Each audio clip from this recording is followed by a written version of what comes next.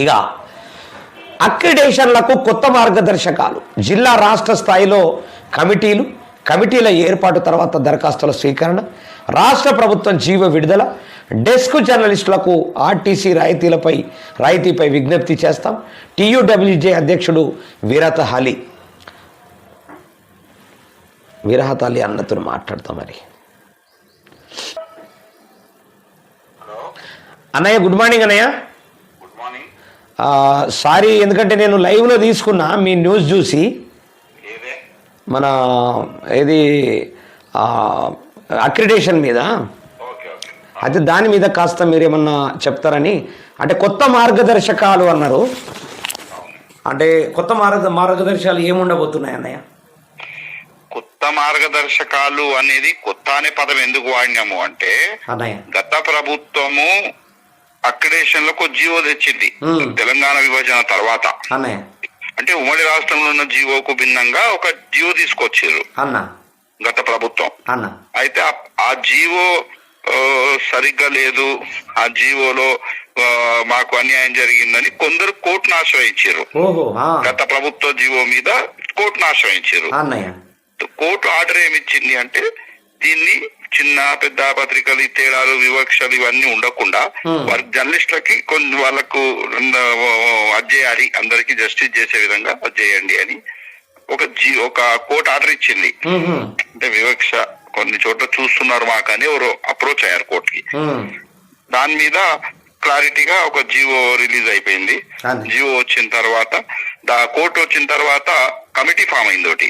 Court order ఇచ్చిన పిమ్మట committee ఎవరంటే సీనియర్ సంపాదకులు, అంటే ఇప్పుడు కె శ్రీనివాస్ గారు, మన అట్లాగే సియాసత్ ఎడిటర్, చీఫ్ ఎడిటర్, మన మేనేజింగ్ ఎడిటర్ వారు అమర్ అలీ ఖాన్ గారు, అంకం రవి గారు, P6, అట్లాగే మన హిందూ నుండి రవికాంత్ రెడ్డి గారు, అంటే శ్రీనివాస్ రెడ్డి గారు చైర్మన్ గా మీడియా అకాడమీ, వీళ్ళతో కమిటీ ఫామ్ అయింది ఒకటి. మన ఫోటో జర్నలిస్ట్ హరి, వీళ్ళతో కమిటీ ఫామ్ అయిపోయి ఈ కమిటీ ఒక 4 నుండి 5 సార్లు సమావేశమైంది. సమావేశమై కమిషనర్ కూడా ఆ కమిటీలో అంటే వీళ్ళు కూర్చొని మొత్తం దాన్ని ఎట్లా చేస్తే బాగుంటది అనేది మాడిఫై చేసారు జీవో. అందుకని కొత్త జీవో అని అన్న. ఆ పదం ఎందుకు వాడినామంటే మాడిఫై అయింది జీవో, సవరించబడ్డది. ఇందులో మేజర్ గా ఇప్పుడు వచ్చిన మార్పులు పెద్దగా గత అన్యాయం జరిగి ఎవరికి ఏమి ఉండకపోవచ్చు. కాకపోతే ఒకటి మాత్రం జీవో ద్వారా ఒక కట్టుదిట్టమైన చర్యలు అయితే అక్రిడేషన్లకు ఉంటాయి.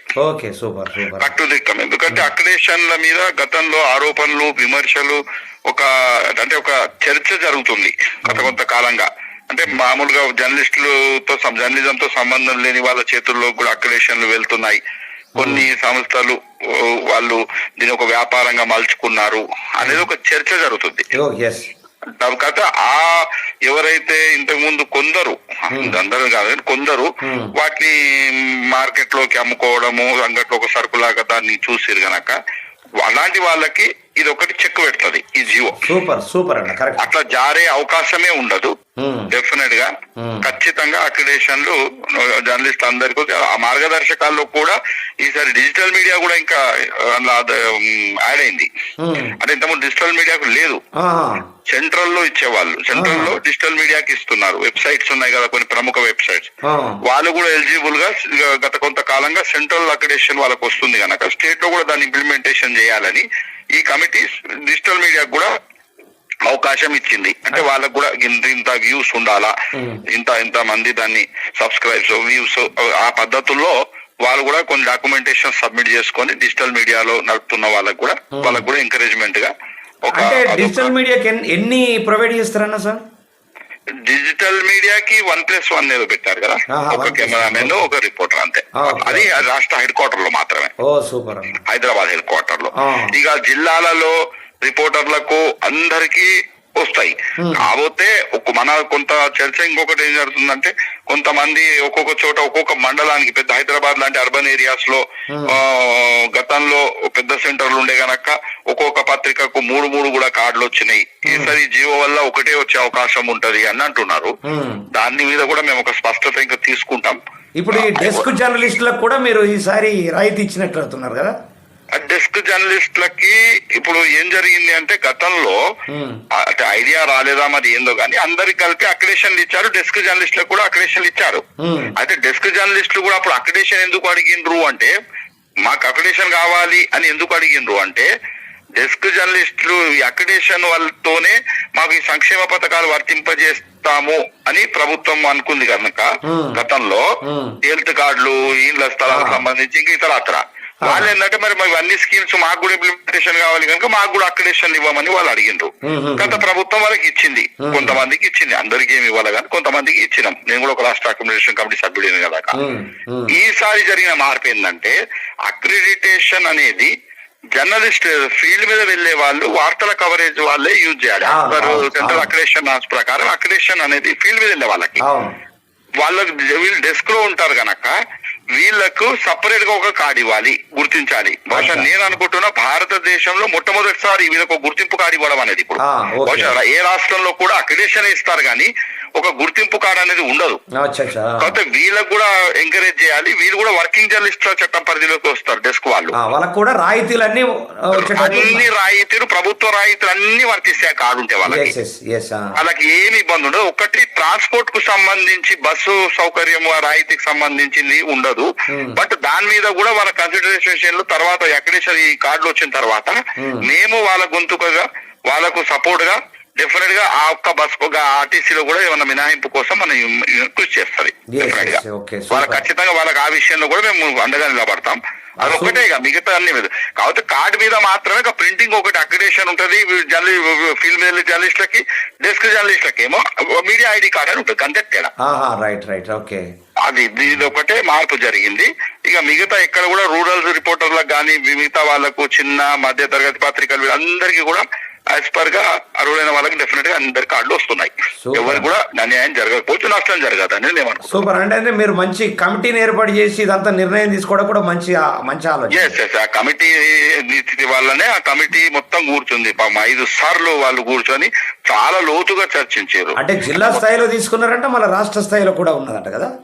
రాష్ట్ర స్థాయిలో కమిటీ, రాష్ట్ర స్థాయిలోనే కమిటీ, రాష్ట్ర స్థాయిలోనే కమిటీ కూర్చొని తర్జనలు ఒక్కొక్కసారి ఉదయం నుండి సాయంత్రం దాకా కమిటీ కూర్చొని చాలా లోతుగా చర్చించారు. ఒకటే నిర్ణయం ఏంటంటే అక్రిడేషన్ ఉన్న గౌరవం, అంటే వేరే రాష్ట్రాల్లో చాలా చోట్ల అక్రిడేషన్ ఉంది అంటే చాలా గౌరవం ఉంటుంది జర్నలిస్ట్ కి. అక్రిడేషన్ అనేది అక్రిడేషన్ అనేది ఇప్పుడు కామన్ అయిపోయింది. ఎవరి దగ్గర అడిగినా అది అక్రిడేషన్ ఉంటుంది.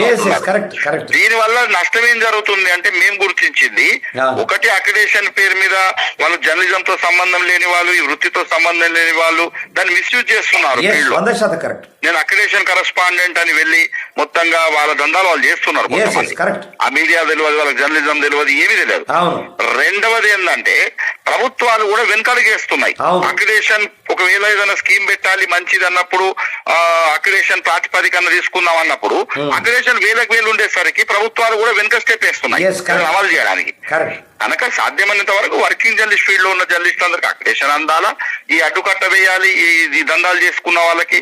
అందుకే అదొక గౌరవం పెంచాలి. అంతిమంగా ఏంటంటే అక్రిడేషన్ కు ఒక గౌరవం పెంచాలి అనేది ఒక లక్ష్యంగా పెట్టుకున్నాం. మేము మొదటి నుండి కూడా అక్రిడేషన్ కు గౌరవం ఉండాలనేది మా యూనియన్ అడుగుతుంది. ఇప్పుడు కూడా అదే మొదటి నుంచి మీరే చూస్తున్నారు కదా కంటిన్యూ.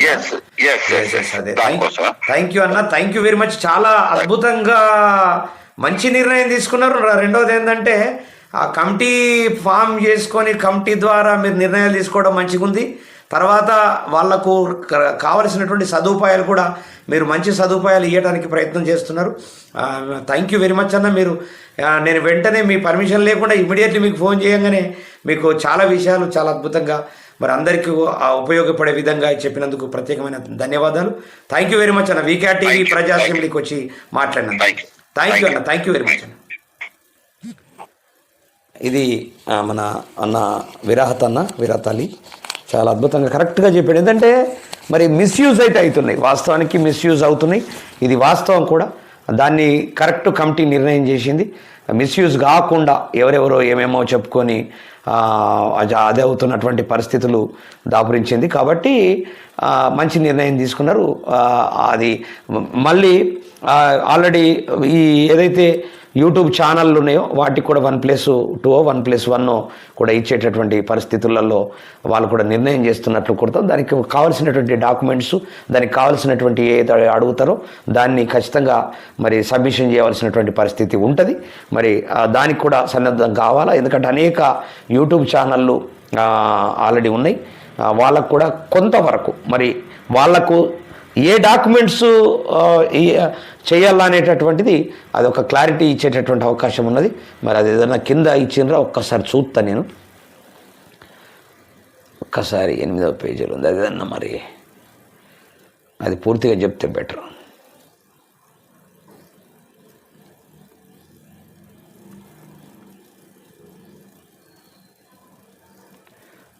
చూద్దాం ఒక్కసారి.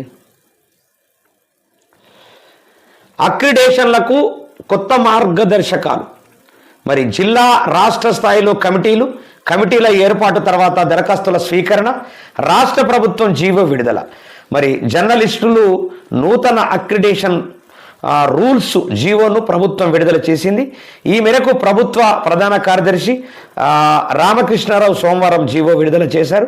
దీని ఆధారంగా జర్నలిస్టులకు అక్రిడేషన్లు ఇవ్వనున్నారు. అక్రిడేషన్ల జారీలో భాగంగా సమాచారం శాఖలో రాష్ట్ర జిల్లా స్థాయిలో అక్రిడేషన్ కమిటీలను ఏర్పాటు చేయనుంది. కమిటీలకు సంబంధించినటువంటి మార్గదర్శకాలను జీవోలో పొందుపరిచారు. రాష్ట్ర మీడియా అక్రిడేషన్ కమిటీకి చైర్మన్గా media academy chairman, I&PR commission కోకా చైర్మన్గా, మెంబర్ కన్వీనర్గా, జాయింట్ డైరెక్టర్ వ్యవహరిస్తారు. ఈ కమిటీలో 20 మంది సభ్యులుగా ఉంటారు. జిల్లా కమిటీకి జిల్లా కలెక్టర్ చైర్మన్గా, DPRO మెంబర్ కన్వీనర్గా వ్యవహరిస్తారు. ఇందులో 16 మంది సభ్యులుగా ఉంటారు. ఈ 2 కమిటీల్లో ఆర్టీసీ, రైల్వే అధికారులకు స్థానం కల్పించారు. మరి కమిటీల ఏర్పాటు అనంతరం అక్రిడేషన్ల దరఖాస్తులు స్వీకరించనున్నారు. 2026-27 సంవత్సరానికి సంబంధించినటువంటి అక్రిడేషన్లు అమల్లో ఉండనున్నాయి. మరి ప్రస్తుతం ఉన్నటువంటి అక్రిడేషన్ల గడువు 2024 జూన్తో ముగిశాయి. ఈ జీవో ఆధారంగా రాష్ట్ర స్థాయి నుంచి మరి మండల స్థాయి వరకు జర్నలిస్టులు కొత్త అక్రిడేషన్లు పొందనున్నారనేటటువంటిది ఒక వార్త. దానికి అర్హులైన జర్నలిస్టులందరికీ అక్రిడేషన్లు TUWJ అధ్యక్షుడు విరాహత్ అలీ గారు మరి ఇప్పుడే ఆల్రెడీ అన్నగారు అన్ని విషయాలు చెప్పాడు. మరి ప్రభుత్వం జారీ చేసినటువంటి జీవో ద్వారా అర్హులైనటువంటి జర్నలిస్టులందరికీ కూడా అక్రిడేషన్లు వస్తాయని TUWJ రాష్ట్ర అధ్యక్షుడు విరాహత్ అలీ అన్నారు. మరి కొందరు డెస్క్ జర్నలిస్టులకు అక్రిడేషన్లు తీసివేశారని దుష్ప్రచారం చేస్తున్నారని, అది సరి కాదన్నారు. వారికి మీడియా కార్డు పేరుతో కార్డును అందిస్తారని, వీరికి సంక్షేమ పథకాలు వర్తిస్తాయన్నారు. మరి ఆర్టీసీ బస్సుల్లో రాయితీ మినహా మిగిలినవన్నీ కూడా అందరితో పాటుగా సమానంగా ఉంటాయన్నారు. మరి సమాచార శాఖ స్పందించాలి. TUWJF ప్రధాన కార్యదర్శి బసవ పున్నయ్య మరి జర్నలిస్టుల అక్రిడేషన్ల జీవో జారీని స్వాగతిస్తున్నామని, మరి TWJF ప్రధాన కార్యదర్శి మరి బసవ పున్నయ్య అన్నారు. మరి జీవోలోని పలు అంశాలపై సందేహాలు ఉన్నాయని, వాటన్నింటికి సమాచార శాఖ అధికారులు స్పష్టత ఇవ్వాలన్నారు. కొత్తగా అక్రిడేషన్లతో పాటు మీడియా కార్డు పేరుతో జారీ చేసే కార్డుపై క్లారిటీ ఇవ్వాలన్నారు. మరి మండల కంట్రిబ్యూటర్లకు ఇచ్చేటటువంటి అక్రిడేషన్లపై స్పష్టత కోసం తాము సమాచార శాఖ కమిషన్ను కలుస్తామన్నట్లు తెలుస్తూ ఉన్నది. అదేవిధంగా జీవో 252ను వెంటనే సవరించాలి అని మరి TWJF రాష్ట్ర కన్వీనర్ మామిడి సోమయ్య కూడా అంటున్నట్లు తెలుస్తూ ఉన్నది. మీడియా అక్రిడేషన్ రూల్స్ 2025ను ఖరారు చేస్తూ ప్రభుత్వం జారీ చేసినటువంటి జీవో 252 తప్పుల తడాకాగా జర్నలిస్టులకు అన్యాయం జరిగేటట్టు ఉందని, ఈ జీవోను సవరించాలని TWJF వ్యవస్థాపక అధ్యక్షుడు రాష్ట్ర కన్వీనర్ మామిడి సోమయ్య డిమాండ్ చేశారు. మరి ఈ జీవో కొద్దిమంది జర్నలిస్టులకే మేలు చేసి మెజారిటీ జర్నలిస్టులకు వ్యతిరేకంగా ఉందని ఆయన ఆవేదన వ్యక్తం చేశారు. జీవోను సవరించుకునే ఆందోళన చేపడతామని హెచ్చరించినట్టు కూడా మరి ఒక వార్త మనకు కనబడుతుంది దిశ పేపర్లో.